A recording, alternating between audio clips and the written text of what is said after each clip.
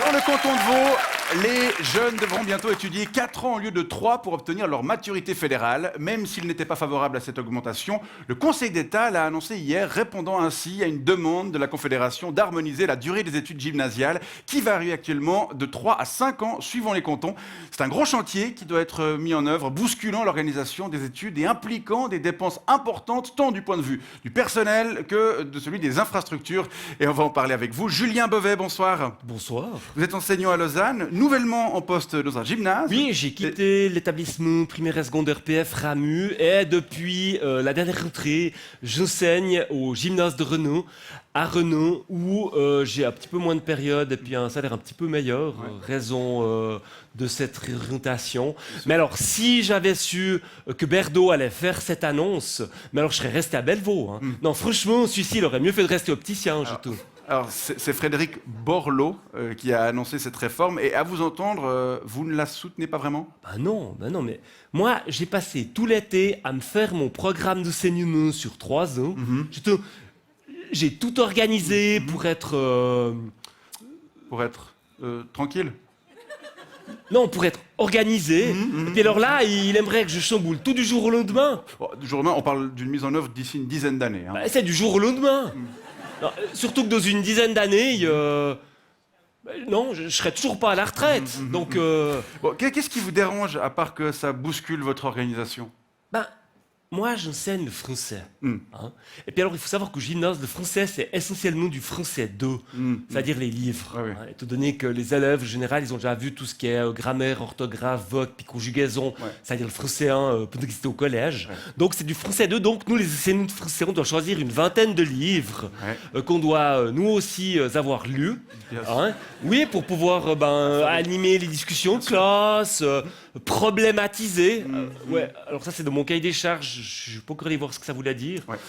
Mais aussi pour pouvoir leur faire des tests, pour pouvoir les corriger. C'est énormément de travail. Alors si on devait faire ça sur 4 ans, eh ben, il faudrait qu'on en choisisse encore 5 ou 6 de plus De livres, de livres qu'on devrait également avoir lus. Et je trouve où trouver le temps.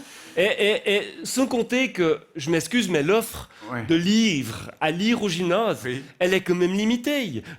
Zola, Stendhal, Bovary, vous avez vite fait le tour. Bon, l'objectif de cet allongement de la durée des études serait d'avoir une formation plus exigeante, peut-être plus complète aussi, tout en diminuant le nombre de redoublements qui concernent aujourd'hui quand même 40% des élèves. Peut-être, mais sauf que le redoublement, c'est très utile. Ça nous permet, je trouve, de mettre la pression sur les élèves.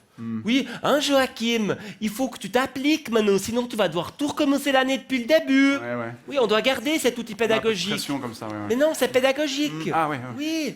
Et puis, une formation plus complète, vous dites, mais à d'autres. Moi, je parlais l'autre jour avec un enseignant, un collègue, enseignant de mathématiques. Mais il m'a dit qu'au bout de 3 ans, ils ont déjà tout vu. S'il doit faire le programme sur 4, il va devoir faire du remplissage. Ils ont tout vu, toutes les mathématiques. Ben ouais. Au bout d'un moment, vous arrivez au bout. Il n'y a plus rien à apprendre. Je sais de quoi je parle, je suis enseignant. Non. Et puis, il faut penser aux autres cantons.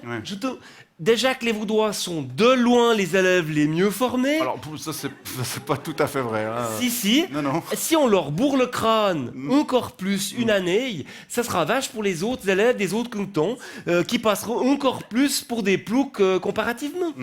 C'est ça. Non, je vais vous dire, moi, il y aurait une manière, éventuellement, pour que cette réforme devienne acceptable. Alors, vous pouvez compter sur moi et certains de mes collègues pour la défendre. Bien sûr. C'est laquelle? Eh ben, on garde le même programme, mais sauf qu'on étale tout sur 4 ans. Bah ouais. Alors ça voudrait dire donc un petit peu moins de périodes par semaine, ce qui serait tout à fait salutable. Peut-être un petit peu plus de vacances, ce qui serait pas un luxe. Et surtout une grande revalorisation salariale pour pouvoir recruter des nouveaux enseignants. Parce que je peux vous dire que c'est pas avec les conditions qu'ils offrent maintenant qu'on va séduire des jeunes.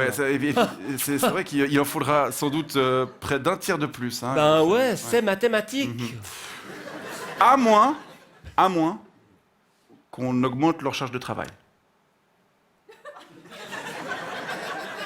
Quoi? Ça y est. Quoi, ça y est? Je pars en burn-out. Non mais je plaisantais, monsieur Beauvais. C'est trop tard. Je reconnais les symptômes, j'ai l'habitude. je vais de nouveau devoir écrire un mail au secrétariat du gymnase de Renault à Renault et puis à mon médecin pour qu'il me mette en arrêt pendant 3 semaines. Bon. C'est malin, bravo. Désolé, je suis navré. Mais je vous remercie quand même d'être venu nous faire part de votre point de vue Cher docteur sur cette Meyer. future réforme. Julien Mauvet, bon retour chez vous et bon burn-out. Ouais, tu parles. Merci beaucoup.